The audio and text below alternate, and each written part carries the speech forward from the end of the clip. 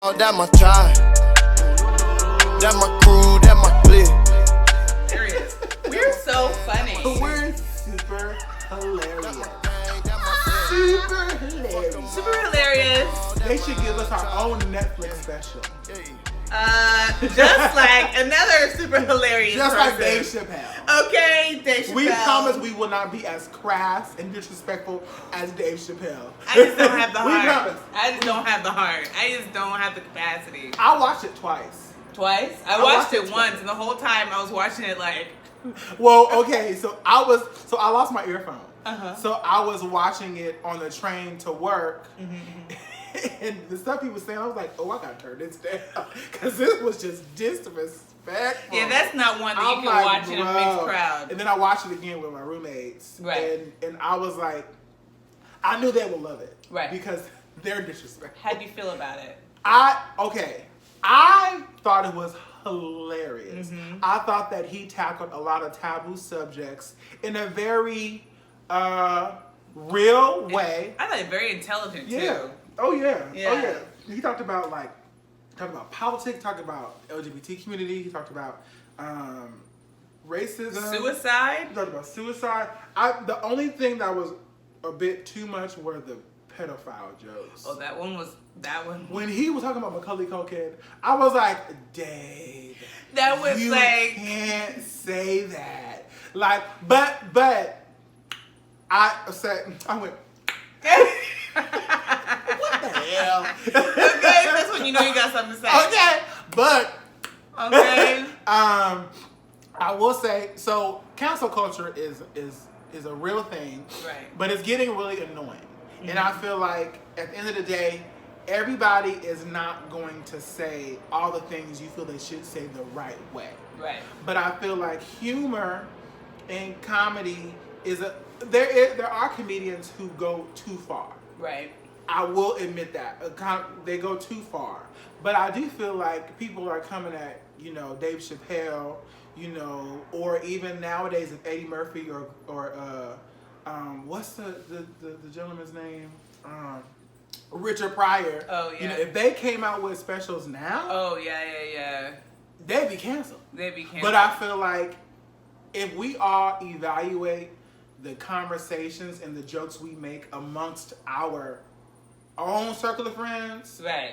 we probably be canceled too. Right. And the thing is that, like, that was his whole point. Like, in the Yeah. beginning of his special, he was talking about, I'm going to do an impression. And it basically was like, whatever you say, I'm going to cancel you and I'm going to stop watching you. He was basically combating, this whole cancel culture. And he's just to the point where, let me tell you something. Dave Chappelle, the check has cleared. Okay. Netflix has that check, $50 million has cleared. He does not care. He does not care. He is so established in this career as a comedian. He is just saying whatever the hell he wants to. And he's really just like, that's what comedians are about. Like, it's like, I'm going to say the most crazy things, but in a way that will really make you think. Exactly. And in a way that will have you laughing and be like, ooh, why am I laughing at this? You know what I'm saying? Like, And he wasn't, to me, besides the pedophilia jokes. Yeah, that one was a little.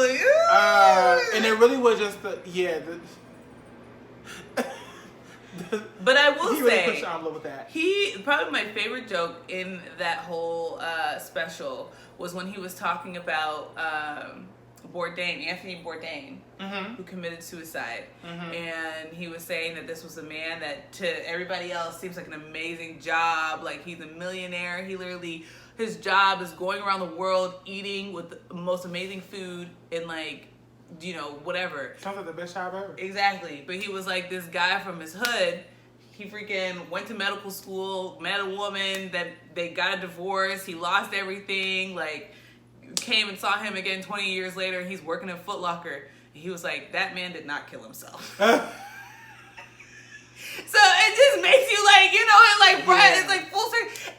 First of all, people have to give artists the space to do their thing. You know what I'm saying? At the end of the day, he also made a point that you clicked on my face. You chose to watch me. Yeah. You know what I'm saying? And if you know the history of his comedy, Yeah. from not just his TV show, but just his stand up, like Right. you know, like Dave Chappelle, he goes there. So Right. it's like you can't be mad when you willingly clicked on it. And even in the beginning, he said, "Y'all not gonna like what I gotta say." Yeah, he I'm said gonna push the y'all envelope." aren't gonna You know what I like mean? it, but guess what? You clicked on my face, Exactly. you know, and you watched it to the end.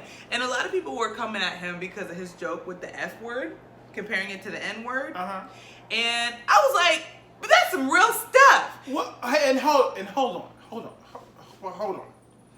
I understand, but the word faggot does not carry as much weight and pain as the word nigga. Yeah, and so that's what like they were saying that he couldn't say the F word on the Comedy Central because he's not gay. Because he's not gay, but he was like, you can say the N word. I'm not a nigga though. Yeah, I'm not a nigga. He was like, don't get it twisted. You know like what I mean? just because I'm black, you think that I'm a Exactly. I really feel like his whole stand-up special really called out the hypocrisy of every single advocacy group. Right. Like whatever you're fighting for, it might be a good cause, but in some form, you are a hypocrite. Right. Basically. You're a hypocrite. Basically. You know, even when he was talking about like the LGBT community, like how on the surface it seems like we're all together, but literally every single letter in that acronym, it's their own movement. Lesbians fight for lesbians, gays fight for gays. Most lesbians and gays don't believe bisexuality even exists. You know, the transgender community are still trying to fight for their humanity within their community. Right. You know what I mean? So it's like, it's a lot of dysfunction in the world as a whole, and all he did was just call it out. I thought the special was hilarious. I thought it was fantastic. Yes. I thought it was fantastic. I feel like even if I watch it a third or fourth time, I'm going to still crack up. Yeah, and I think that, you know, shoot, even watching like old Richard Pryor or Eddie Murphy or Chris Rock, there were parts that make you uncomfortable. Like there are parts that are like, oh my God, I can't believe that he said that. But that is like the creativeness that he's like, I'm gonna really push the line, but you still gonna find yourself laughing, cackling during my special. And there are, you have to remember that there are people in this world, me included, who enjoy dark humor. Yeah. Like Pete Davidson from SNL. I was watching a YouTube clip. He was at a roast.